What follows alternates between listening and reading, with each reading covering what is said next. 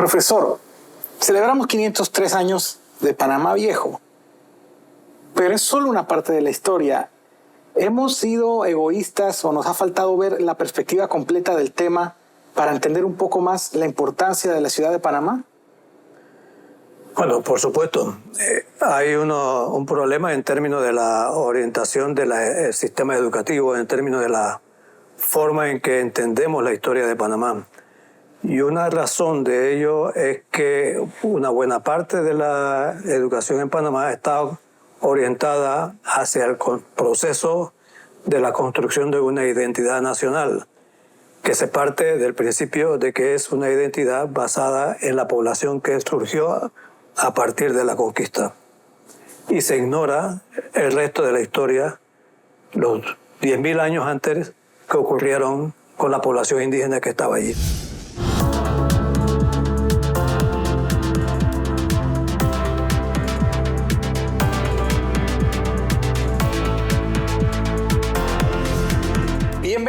Bienvenidos a una nueva edición de Hablemos de.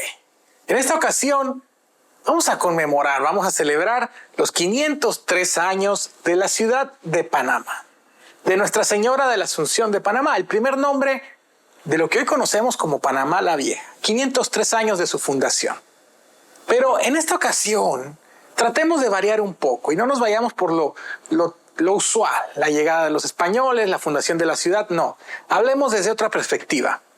¿Qué implicó la fundación de Panamá la Vieja? ¿Cómo afectó no solamente al istmo, cómo afectó al mundo y cómo determinó en cierta manera el destino de nuestro país? Para eso vamos a conversar con el historiador, con el antropólogo, el profesor Francisco Herrera. Esto es Hablemos de, el programa donde abordamos los temas que necesitas comprender. ¿Realmente son 503 años? Cuando Pedrarias Dávila llegó a las costas del Pacífico ya había pobladores en el lugar.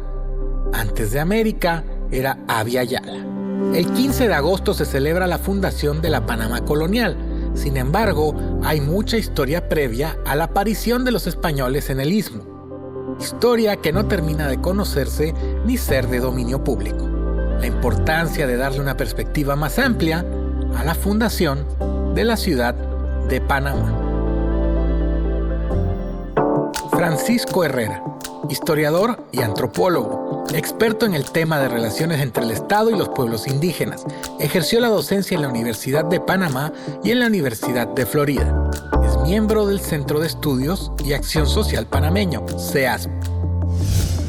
Profesor Francisco Herrera, bienvenido a Hablemos de. Gracias por acompañarnos. Mucho gusto. Profesor, hablemos un poquito de historia. Usted es historiador, antropólogo, docente. Hablemos de la ciudad de Panamá, la primera ciudad de Panamá, Nuestra Señora de la Asunción de Panamá, lo que hoy conocemos como Panamá Viejo, que cumple 500 años de la fundación colonial. Y creo que es importante que hagamos esa salvedad, ¿no?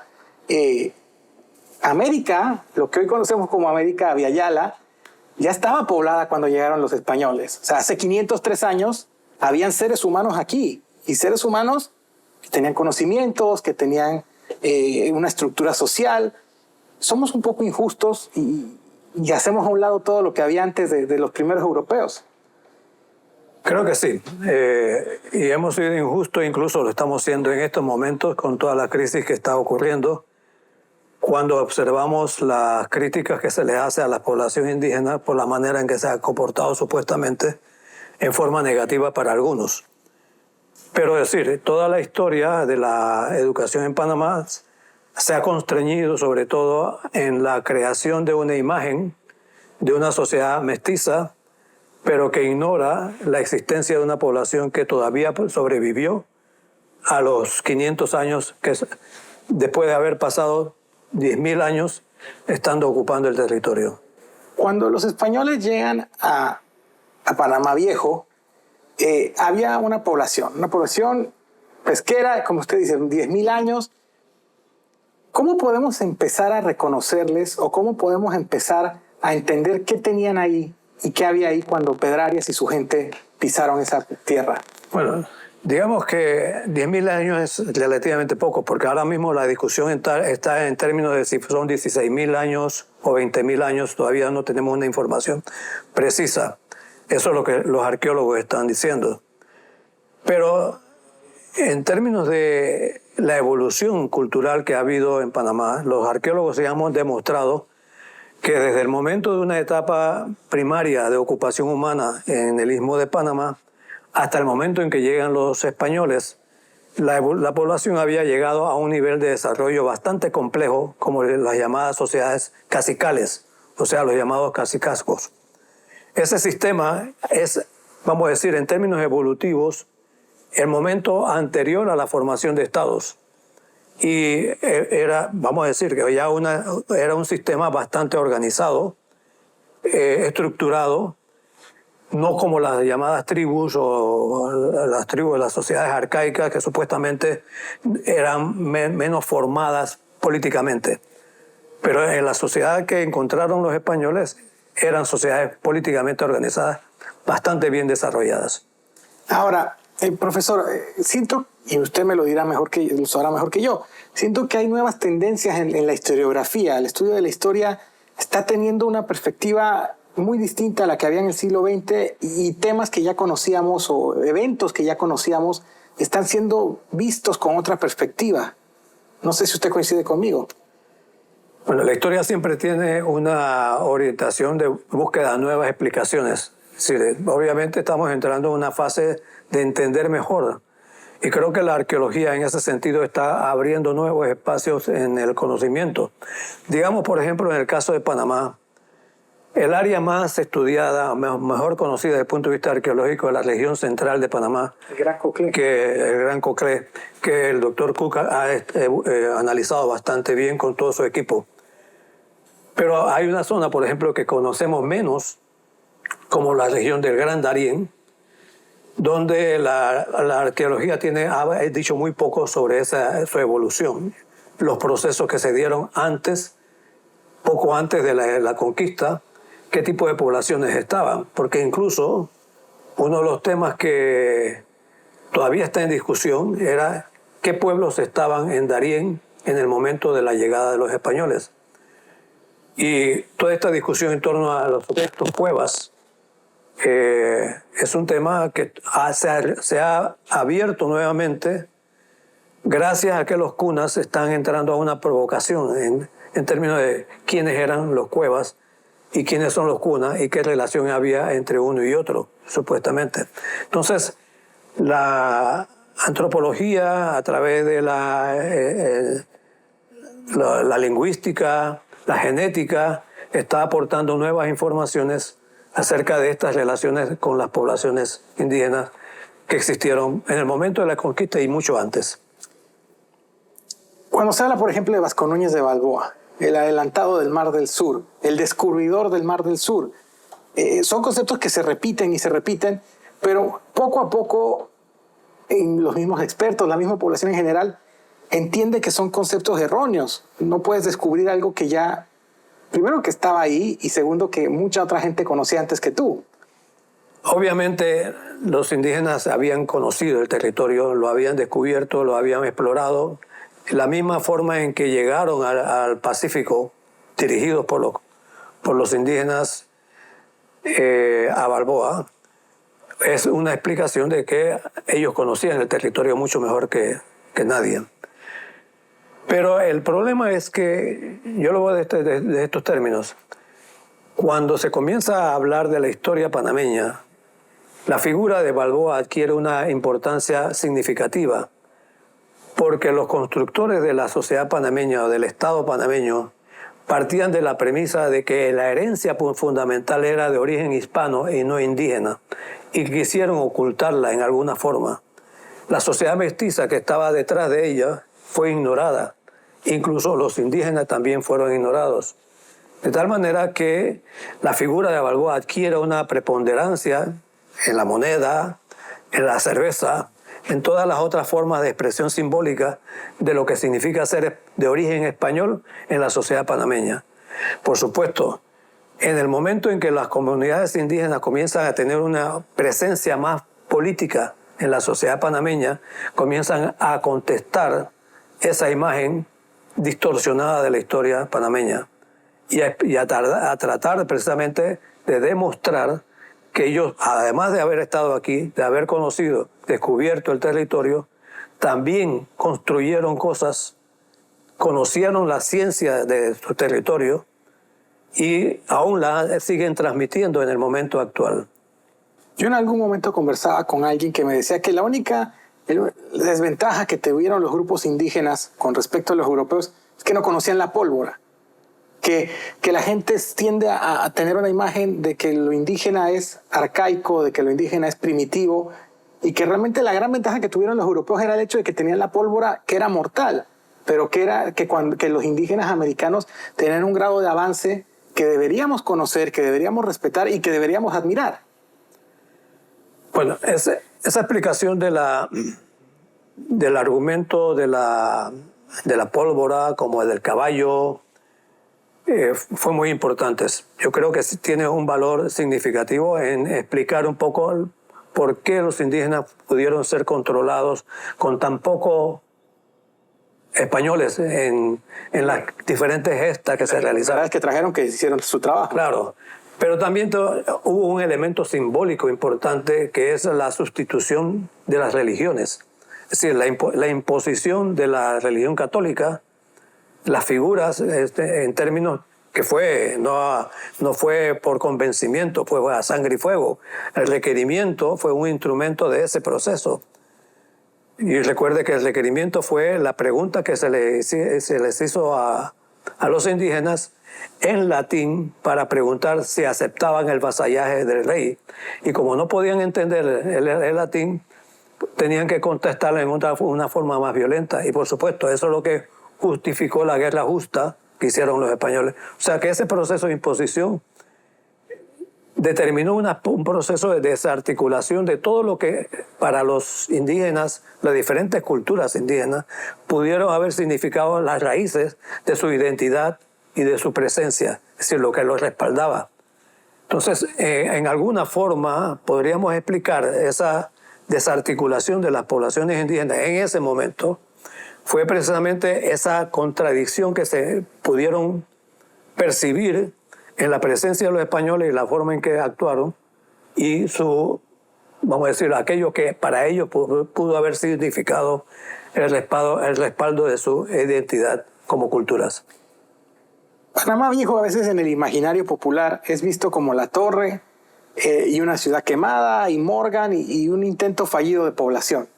Pero realmente no fue así.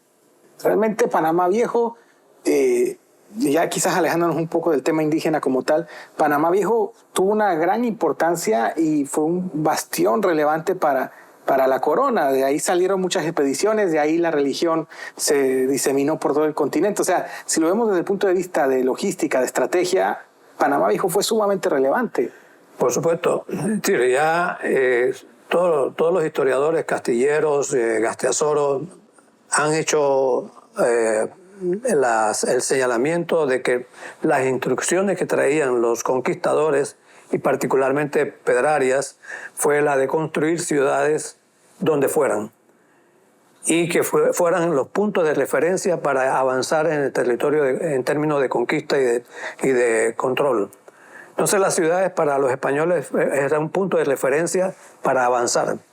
Y la ciudad de Panamá lo fue durante mucho tiempo en ese proceso de conquista, descubrimiento de América del Sur, de América Central y de la expansión hispana en ese territorio.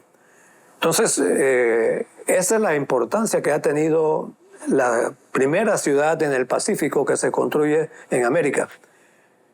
Y, por supuesto, también en el caso de Panamá, del proceso de expansión, de la colonización, hacia Darién, reafirmándolo, o hacia el occidente. Pero recordemos también que Panamá se convierte en un punto de referencia de comercio.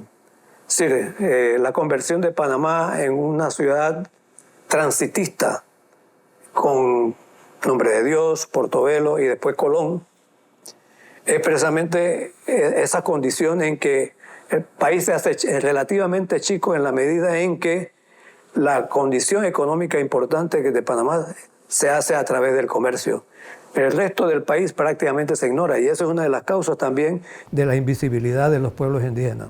Podríamos decir que desde hace prácticamente 503 años el destino del Istmo, aún antes de que existiera como nación, mucho antes de que existiera como república, se fue determinando, se fue cimentando la utilidad que se nos iba a dar a nivel mundial. Sí, por supuesto. Diríamos que la condición en que Panamá se va a desarrollar, vamos a decir, Eusebio Morales, por ejemplo, en 1923 o 24 escribe un artículo donde hace un llamado de atención a la tendencia a olvidar el campo de Panamá. Y es uno de los primeros en que llama la atención a la necesidad de generar desarrollo económico en las zonas rurales, porque es lo que estaba viendo, que era un país distorsionado en términos económicos, centrado en la zona central de Ciudad de Colón y Panamá, y que requería pues esa atención. Esa ha sido la historia de Panamá en buena medida. Yo diría que es después de la construcción del puente, bueno, no antes del puente, sino del ferry, la construcción de la carretera central por parte de Porras y más adelante, cuando el país comienza a integrarse un poco políticamente y socialmente. Y sin embargo, todavía hoy estamos discutiendo, y las políticas de gobierno siguen insistiendo en políticas centradas en el comercio más que en el desarrollo integral de las zonas rurales. O sea que tenemos prácticamente 500 años en lo mismo. Así es. No hemos abandonado esas políticas. ¿Y eso quién lo determina? ¿Los españoles? ¿La naturaleza? ¿Cómo? ¿Es una combinación? No, yo diría que, vamos a decir que los españoles que se asentaron en Panamá, que se hicieron criollos, que crearon toda una economía basada en ese tipo de comercio, generaron también una ideología centrada en esa actividad. Y ese ha sido el pensamiento ideológico que fue la que contribuyó a la independencia en 1821 y a la independencia en 1903. Sí, y por eso se construye el canal, es decir, se estimula el desarrollo, el ferrocarril, etc. Entonces sigue siendo un país orientado hacia a una actividad comercial hacia afuera, no hacia adentro. Y ese también ha sido parte de la educación que hemos recibido nosotros. El tema religioso en Panamá Viejo. A mí hay algo que me llama mucho la atención y es que en esa ciudad hay una cantidad de iglesias, 7 templos o 7 edificios de vinculación religiosa. Eso apunta de que había un interés, ¿no? Porque al final la religión era uno de los elementos centrales que se quería difuminar acá. Bueno, recordemos que desde los reyes católicos, la iglesia católica se asentó muy fuertemente tanto en España y después en toda América. O sea que un punto de referencia del dominio español fue precisamente la iglesia. Y obviamente las iglesias y las congregaciones religiosas del periodo colonial se dieron cuenta que Panamá también era un centro de captación económica. O sea que no es que existieron simplemente por una irradiación de la religión, sino también por captar recursos económicos, porque Panamá, como Portobelo, eran los centros de actividad económica durante las ferias, fundamentalmente. Entonces, ellos también hacían negocio. ¿En qué está en deuda las ciencias sociales, los estudios de las ciencias sociales con, por ejemplo, con sitios como Panamá Viejo? ¿Qué falta todavía? ¿Qué ha quedado pendiente? Hay muchas cosas que quedan pendientes. Pensemos en los arqueólogos, tal vez pensemos en los historiadores. Ellos tienen todo un proceso de investigación, que es un país, una ciudad que tiene para muchos años de investigación. Esa es parte de la deuda de los historiadores de la época colonial. Pero también hay una situación presente, que es la población que está circundando. La misma zona de Pierdevidas, Malambo, que fueron, el área que está ocupada por una población marginal. El actual barrio de Panamá. Los barrios de Panamá Viejo, Puente del Rey y Villa del Rey. Yo hice allí un estudio hace casi 20 años donde identifiqué precisamente una evolución bastante interesante de la población en esas comunidades, que tienen una serie de problemas sociales muy fuertes, pero que es una población que ha traído gente del interior, cunas, extranjeros, colombianos, ecuatorianos, hay de todo en Panamá Viejo, que me imagino que también pudo haber sido en el periodo colonial una composición social muy parecida, mestiza, pero también en un proceso de cambio muy rápido. Porque recordemos que casi al final, al mediado del siglo XVI, ya la población indígena del este de Panamá y gran parte del oeste de Panamá había desaparecido. Y no me extrañaría que la población que estaba en la zona circundante también hubiera desaparecido. Pero esos son temas que todavía no hemos analizado concretamente y de una manera más fuerte.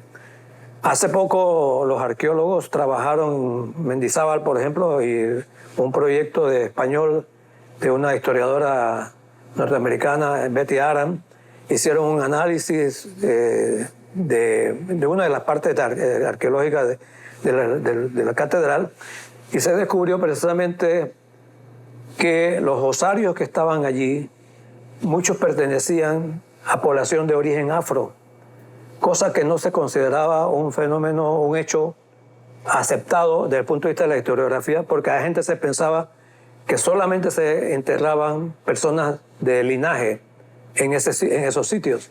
Entonces la pregunta es, ¿qué representaban estas personas que fueron enterradas en la Catedral de Panamá Viejo? Yo no tengo ninguna explicación para eso todavía. Eso son cosas que quedarán para las futuras generaciones. Exactamente. Con 503 años, o mucho más realmente, Panamá Viejo tiene todavía mucho por decirnos. Así es. Es una ciudadela que tiene por lo menos varias generaciones de investigadores que sigan trabajando allí.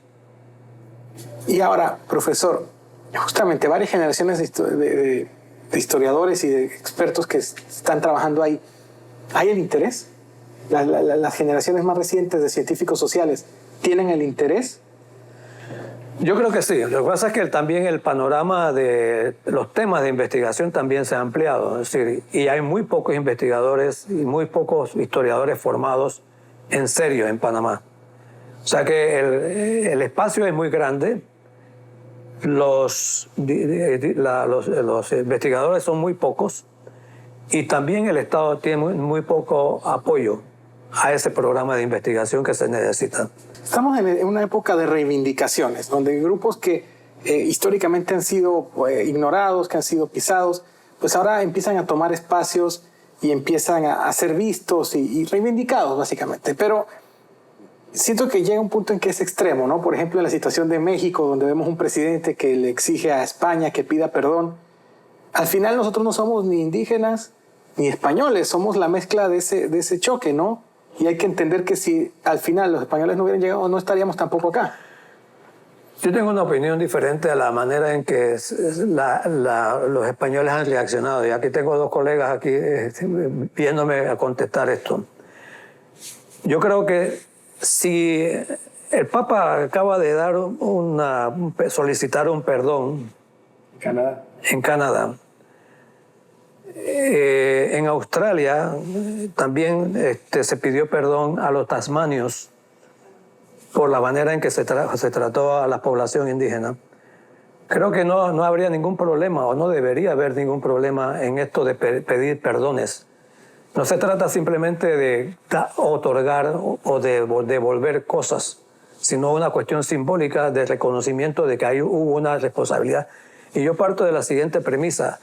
Si hubo un Montesinos, un padre de las casas, que criticaron en su momento, en el preciso momento de la conquista, usando las herramientas religiosas de la teología, ¿por qué si ese momento fue así? Entonces no se puede decir que no había una condición moral que determinara una crítica en su momento histórico que vale para el momento actual. O sea, a pesar de lo sanguinario del momento, había gente que se daba cuenta de que había algo incorrecto. Así es. Y ahora, cuando uno ve, por ejemplo, lee la biografía de Pedro Arias en la página de la Real Academia de la Historia lo catalogan como uno de los peores. Ellos mismos lo catalogan como uno de los peores, de los más violentos, de los más crueles. O sea que pudiéramos hablar de que en el caso de Panamá también habría espacio para un perdón.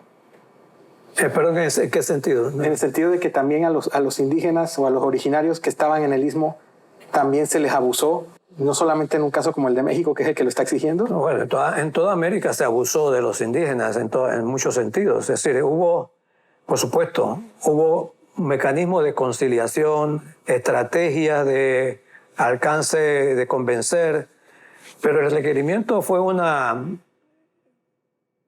lo que diríamos un fake news, una herramienta que simplemente justificó una decisión que ya estaba tomada a sangre y fuego. Es decir, si no aceptabas, si te retirabas o me enfrentabas, yo tenía que destruirte o tomarte como esclavo, que ese era el argumento. Entonces, obviamente, en toda América ocurrió ese proceso. Desde el momento en que Pedrarias trajo para la América la herramienta del requerimiento, ese proceso se hizo técnicamente o legalmente posible, pero no moralmente. Usted al principio de la entrevista me mencionó el tema educativo, que era más que todo anecdótico.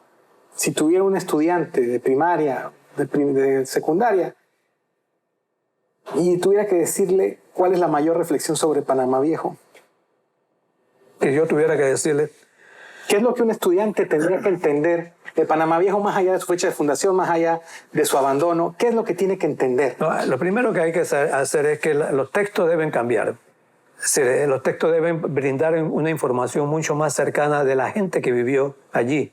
No solamente los edificios, no solamente los personajes principales, sino aquellos documentos que hacen referencia a esa dinámica social.